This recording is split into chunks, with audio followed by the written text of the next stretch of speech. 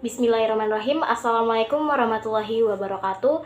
Saya Arifina dengan NPM 20210204115 dengan jurusan Hukum Tata Negara kelas C. Di sini saya akan membawakan materi tentang hukum perkawinan dalam Islam dan KUHP Perdata dengan mata kuliah Hukum Perdata dengan dosen pengampu Hervin Yongki Pradikta MHI. Pengertian perkawinan dalam hukum Islam. Nikah merupakan perjanjian hukum atau akad untuk memperbolehkan seorang laki-laki memanfaatkan seorang wanita untuk menikmati kenikmatan yang awal mulanya merupakan perbuatan yang diharamkan menjadi dihalalkan dengan telah mengutarakan akad yang benar. Menurut Muhammad Abu Isroh, nikah adalah akad yang memberikan faedah hukum kebolehan untuk mengadakan hubungan suami istri antara seorang pria dan seorang wanita serta mengadakan tolong-menolong dan memberikan hak-hak dan kewajiban antara mereka. Selanjutnya yaitu kompilasi hukum Islam. Perkawinan menurut hukum Islam adalah pernikahan, yaitu akad yang sangat kuat atau mistakon golizon untuk menaati perintah Allah dan melaksanakan ibadah. Seperti yang terdapat pada Undang-Undang Nomor 1 Tahun 1974 Pasal 1, perkawinan merupakan ikatan lahir dan batin antara seorang wanita dan seorang pria sebagai suami istri dengan tujuan membentuk keluarga atau rumah tangga yang bahagia dan kekal berdasarkan ketuhanan yang Maha Esa. Yang selanjutnya yaitu dasar hukum. Seperti yang terdapat pada firman Allah Subhanahu wa taala Quran surat Az-Zariyat ayat 49 yang berbunyi Bismillahirrahmanirrahim. Wa min kulli syai'in khalaqna zawjaini la'allakum tazakkarun. Yang artinya, dan segala sesuatu kami ciptakan berpasang-pasangan supaya kamu mengingat kebesaran Allah Subhanahu wa taala. Selanjutnya yaitu rukun dan syarat nikah. Rukun nikah yang pertama yaitu mempelai laki-laki, yang kedua mempelai perempuan, yang ketiga wali, yang keempat dua orang saksi laki-laki, yang kelima ijab dan qabul. Yang selanjutnya yaitu syarat nikah. Syarat mempelai laki-laki yang pertama tidak ada hubungan mahram dari calon istri, yang kedua kemauannya sendiri atau merdeka, yang ketiga jelas identitasnya, yang keempat tidak sedang menjalankan ihram. Selanjutnya yaitu syarat mempelai perempuan. Yang pertama tidak ada halangan syar'i, yang kedua tidak berstatus istri yang masih sah, yang ketiga tidak ada hubungan mahram, yang keempat tidak dalam keadaan iddah, yang kelima kemauannya sendiri atau merdeka, yang keenam jelas identitasnya, dan yang ketujuh yaitu tidak sedang menjalankan ihram. Syarat-syarat wali. Yang pertama laki-laki, yang kedua balik, yang ketiga sehat akal, yang keempat tidak dipaksakan, yang kelima adil, dan yang keenam tidak sedang ibadah ihram. Yang selanjutnya yaitu syarat-syarat saksi. Yang pertama laki-laki, yang kedua balik, yang ketiga sehat akalnya, yang keempat adil, yang kelima mendengarkan dan melihat, yang keenam tidak dipaksa, yang ketujuh tidak sedang ibadah ihram, yang kedelapan faham bahasa yang digunakan untuk ijab dan qabul. Syarat ijab dan qabul. Yang pertama yaitu ijab dilakukan oleh wali atau yang mewakilinya, sedangkan qabul dilakukan oleh mempelai laki-laki atau yang mewakilinya, atau syarat ketat. Keduanya harus mumayyiz.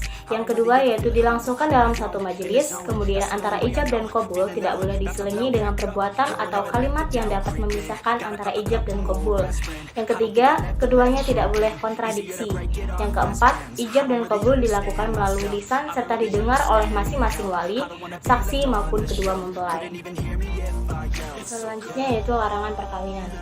Yang pertama, mereka yang bertalian keluarga dalam garis keturunan lurus ke atas dan ke bawah atau dalam garis keturunan menyamping, yaitu antara saudara laki-laki dan saudara perempuan, seperti yang terdapat pada pasal 30 KUHP Perdata.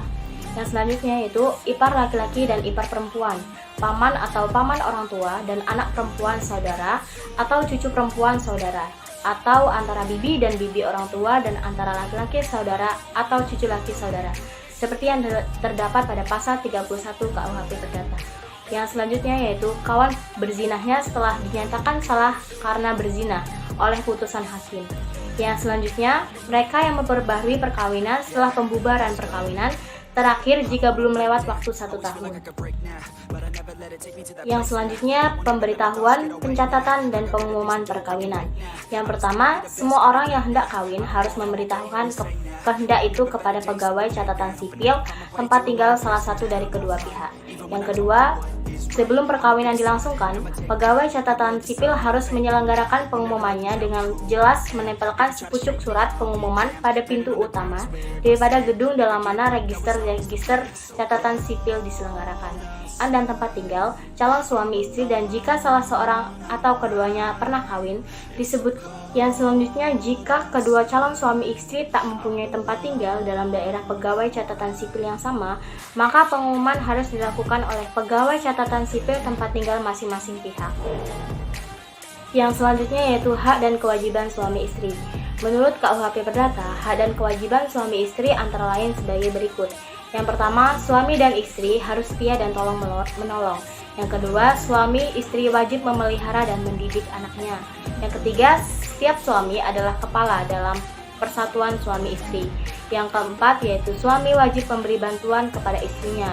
Yang kelima, setiap suami harus mengurus harta kekayaan milik pribadi istrinya. Yang selanjutnya yaitu setiap suami berhak mengurus harta kekayaan bersama. Keenam yaitu setiap suami berhak mengurus harta kekayaan bersama. Yang ketujuh, suami tidak diperbolehkan memindahtangankan atau membebani harta kekayaan tak bergerak tanpa persetujuan si istri.